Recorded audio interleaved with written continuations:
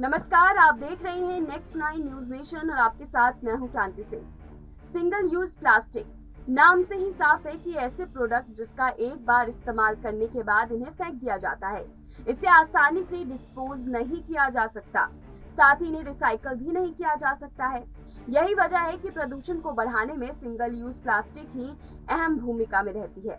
इसका यूज हमारे देश में धड़ल्ले के साथ हो रहा है, लेकिन अब खबर आ रही है कि 1 जुलाई से सिंगल यूज प्लास्टिक वाली इन वस्तुओं पर बैन होगा। इनमें 100 माइक्रोन से कम मोटाई के प्लास्टिक बैनर शामिल है।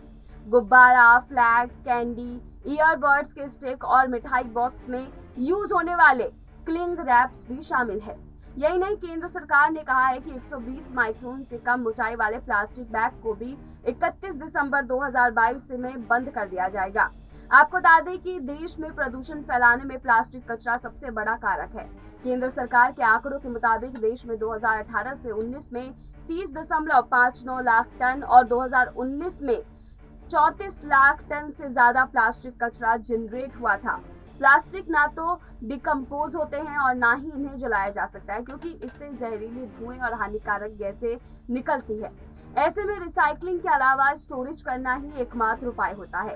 प्लास्टिक अलग अलग रास्तों में होकर नदी और समुद्र में पहुंच जाता है।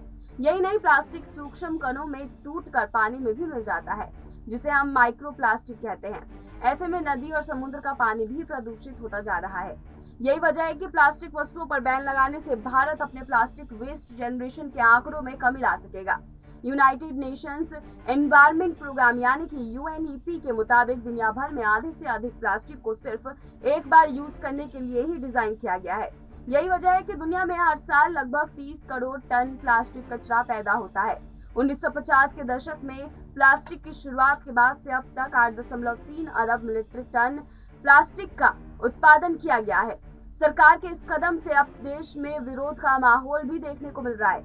आपको बता दें कि 1 जुलाई में सिंगल यूज प्लास्टिक पर बैन लगाए जाने का विरोध अमूल और पार्ले जैसी बड़ी कंपनियां भी कर रही है। इसके पीछे सबसे बड़ी वजह ये है कि अमूल कंपनियों की फ्रूटी और एप्पी समेत 10 प्रोडक्ट के लिए हर रोज 15 से 20 लाख प्लास्टिक स्ट्रॉ की जरूरत होती है। इसी तरह से पार्ले, एग्रो और डाबर जैसी कंपनियों को भी हर रोज लाखों स्ट्रॉ की जरूरत होती है। ऐसे में ये कंपनियां सिंगल यूज प्लास्टिक पर बैन लगाए जाने का विरोध कर रही है। पार्ले, डाबर और अमूल जैसी बड़ी बेवरेज कंपनियों के संगठन action alliance for recycling beverage counters यानी कि AARC के चीफ एग्जीक्यूटिव प्रवीण अग्रवाल ने कहा कि मुझे इस बात की चिंता है कि ये बैन डिमांड के पीक सीजन में आ रहा है। इससे ग्राहकों को भी दिक्कतें होंगी। प्लास्टिक स्ट्रॉ 5 से 7 गुना ज्यादा कीमत देकर खरीदने की कंपनियां तैयारी में हैं, लेकिन मार्केट में ये उपलब्ध नहीं है। खैर, अब जान लेते हैं कि सिंगल यूज के विकल्प क्या हो सकते हैं। सिंगल यूज प्लास्टिक के बैन होने पर अलग अलग चीजों के लिए अलग अलग विकल्प हो सकते हैं, जैसे कि प्लास्टिक के स्ट्रॉ की जगह पेपर स्ट्रॉ।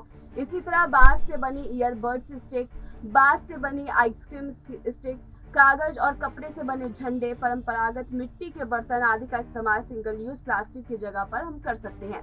एनवायरमेंटल एक्सपर्ट्स का मानना है कि सिंगल यूज प्लास्टिक बैन तभी सफल होगा जब आम लोगों में इसके प्रति जागरूकता हो और आसानी से सिंगल यूज प्लास्टिक के दूसरे विकल्प लोगों के सामने उपलब्ध हो। इसके साथ ही किसी के सामान में ऐसे प्लास्टिक इस्तेमाल होना चाहिए जिसे आसानी से रिसाइकिल किया जा सके।